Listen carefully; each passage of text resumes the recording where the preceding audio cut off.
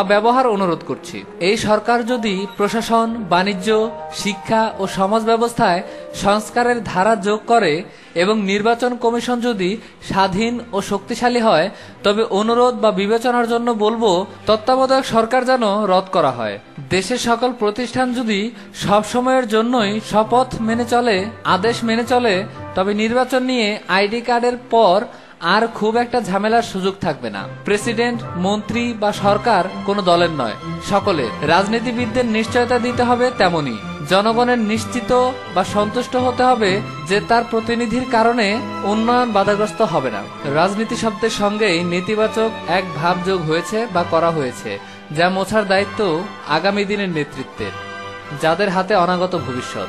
নির্বাচনে প্রচারণা, ব্যয় ইত্যাদি বিষয়ে বৈশ্বিকৃতির সঙ্গে দেশের সঙ্গে সামঞ্জস্যপূর্ণ মান থাকা দরকার। আইন পরিষদে যে সাংসদরা আসবেন তাদের গুরুত্ব, মূল্য ও মর্যাদা বিশাল।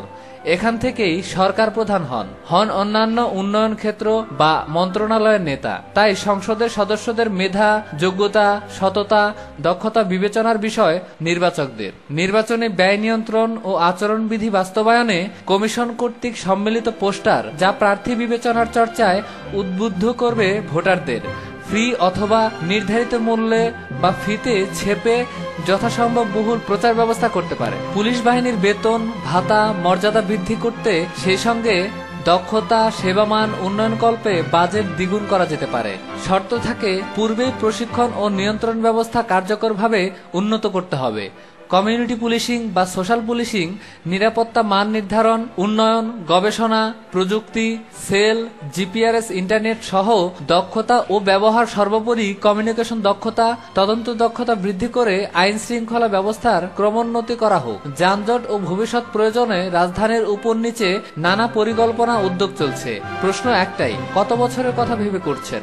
বেস্ট ইউজ ও বেস্ট ডিসিশন যেন হয়। যে বাজেট সড়ক যোগাযোগ খাতে যাচ্ছে তার 10% বাজেটে রাজধানীতে ফাইবার অপটিক নেটওয়ার্ক ও পিসি বা ইন্টারনেট দেয়া হয়, তবে কি প্রভাব পড়বে রাস্তায়, বাণিজ্যে, অর্থনীতিতে ও পরিবেশে ভেবে দেখবেন প্লিজ। বিটিআরসি বা অন্য প্রতিষ্ঠান সরকারি বা অন্য মাধ্যম থেকে মূলধন সংগ্রহ করে সমগ্র রাজধানীতে ফাইবার নেটওয়ার্ক ইন্টারনেট সেবা পৌঁছে দিতে পারে সাশ্রয়ে। অব্যবহৃত ব্যান্ডউইথ বিক্রির জন্য চিঠি চালাচালের প্রয়োজন হবে না। পর্নোগ্রাফির লেনদেন নিয়ন্ত্রণ জরুরি।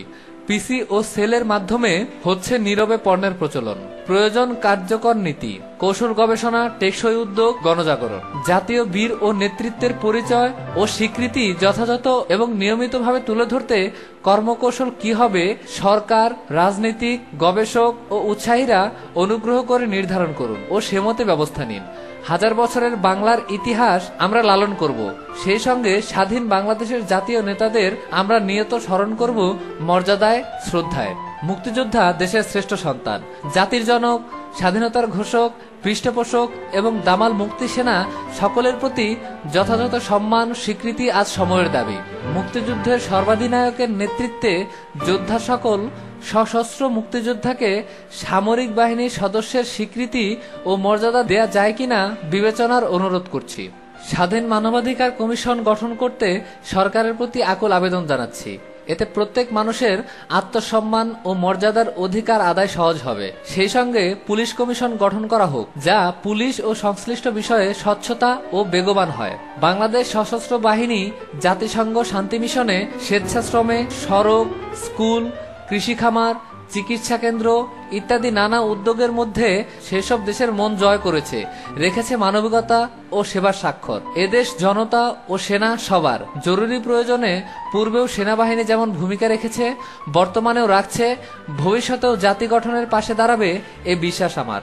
সেনাবাহিনীর দক্ষতা ও মান বিশ্বমানের এবং প্রতিটি সৈনিক আমাদের অহংকার। এখানে মেধাবী, দক্ষ ও সুশৃঙ্খল কর্মী আছে, যারা বেসামরিক প্রশাসনকে বর্তমানে নানাভাবে সহায়তা দিয়ে যাচ্ছে। ভোটার